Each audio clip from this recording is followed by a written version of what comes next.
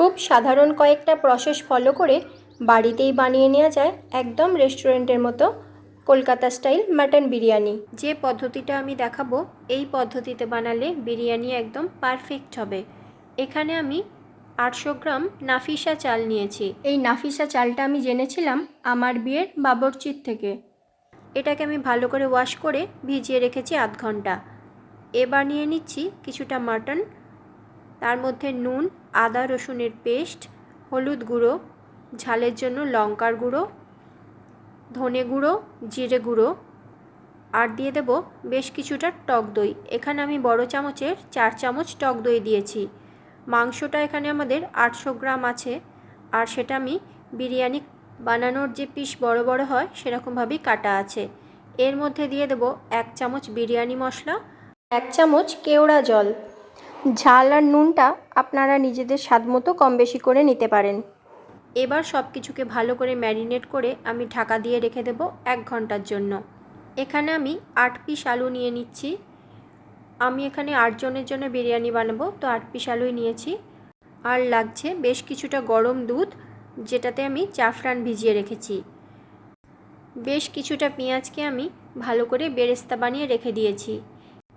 এবার বানাবো আমি আখনির জন্য একটা মশলা। তার জন্য একটা বড় চামচের 1 চামচ মৌরি, 2টো স্টার অ্যানিস, 2টো তেজপাতা, 2টো বড় এলাচ, 4টে ছোটো এলাচ, 4টে লবঙ্গ আর 2টো বড় সাইজের দারচিনি স্টিক। এবার একটা পাতলা সুতির কাপড়ে এই সবগুলোকে আমি বেঁধে নেব। আমাদের আখনি মশলা রেডি হয়ে গেছে। এখন একটা পাত্রে আমি জল গরম বসিয়ে দিয়েছি, তার মধ্যে আমি আখনি মশলাটা দিয়ে দেব, আর দিয়ে দিচ্ছি বেশ কিছুটা পরিমাণ নুন। জলটা আমাদের যতক্ষণ গরম হচ্ছে অন্যদিকে আমি আলুগুলোকে ভেজে নিচ্ছি, আর মাংসের জন্য পেঁয়াজটাকেও ভেজে নেব। এবার ম্যারিনেট করা মাটনটা দিয়ে খুব ভালো করে কষিয়ে নেব। বেশ কিছুক্ষণ ধরে কষালেই মাটনটা থেকে তেল ছেড়ে আসবে। অন্যদিকে আমরা ওই জাফরান ভেজানো দুধের মধ্যে দিয়ে দিচ্ছি বেশ কিছুটা ঘি। এখানে আমি 3 চামচ ঘি ব্যবহার করেছি। আর দিয়ে দেব কয়েক ফোঁটা মিঠা আতর। মিঠা আতরের সঙ্গে দিয়ে দিচ্ছি 1 চামচ গোলাপ জল আর 1 চামচ কেওড়া জল, আর দিয়ে দেব 2 চামচ বিরিয়ানি মশলা। দিয়ে এটাকে খুব ভালো করে গুলিয়ে এক সাইডে রেখে দেব। মাটনটা আমাদের কষানো হয়ে গেছে। এটাকে প্রেশার কুকারের মধ্যে আমি নিয়ে নিচ্ছি। প্রেশার কুকারে মাটনটা দেওয়ার পর ওর মধ্যে আমি দিয়ে দেবো অল্প পরিমাণ জল। যেহেতু ঝোল করব না তাই জলটাও অল্প পরিমাণ দেব, আর দিয়ে দেব ভেজে রাখা আলুগুলো। মাটনটা 4টে সিটি দিয়ে সিদ্ধ করে নেব। এদিকে আমাদের জল ফুটতে শুরু করেছে। আখনি মশলার জন্য জলে বেশ একটা সুন্দর কালার চলে এসেছে। এবার আমি চালটা দিয়ে দেব, তার সঙ্গে দেব 1 চামচ সাদা তেল। ভাতটা মোটামুটি রেডি হয়ে যাবে। 80% মতো কুক করতে হবে। এবার যে পাত্রের মধ্যে বিরিয়ানি বানাবো তাতে 1 লেয়ার ভাত, ওপর থেকে দিয়ে দিচ্ছি জাফরান ভেজানো দুধ, তার ওপর দেব মাটন, আলু, আবার ভাত দেব, দিয়ে দেব জাফরান ভেজানো দুধ, আবার মাটন, আলু দিয়ে আবার ওপর থেকে ভাত দেব।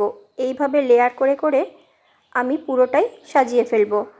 সবার লাস্টে যে রাইসটুকু বেঁচে থাকবে সেটাকে আমি ওপরে একদম খুব ভালো করে সুন্দর মতো সাজিয়ে দেব, আর ওপর থেকে দিয়ে দেব কিছুটা বেরেস্তা।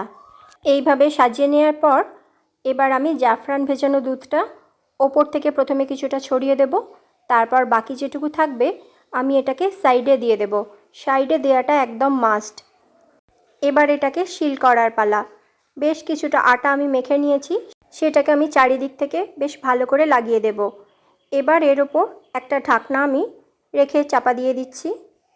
এই ঢাকনাগুলোর যে ফুটোগুলো থাকে, ফুটোটা বন্ধ করার জন্য একটা লবঙ্গ আমি এর মধ্যে ভরে দেব।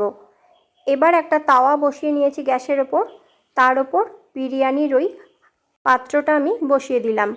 প্রথমে হাই হিটে দিতে হবে 10 মিনিট, তারপর মিডিয়াম হিটে আরও 20 মিনিট। 20 মিনিট হয়ে যাওয়ার পর আমি স্ট্যান্ডিং টাইম দেবো এটাকে আরও 15 মিনিটের জন্য।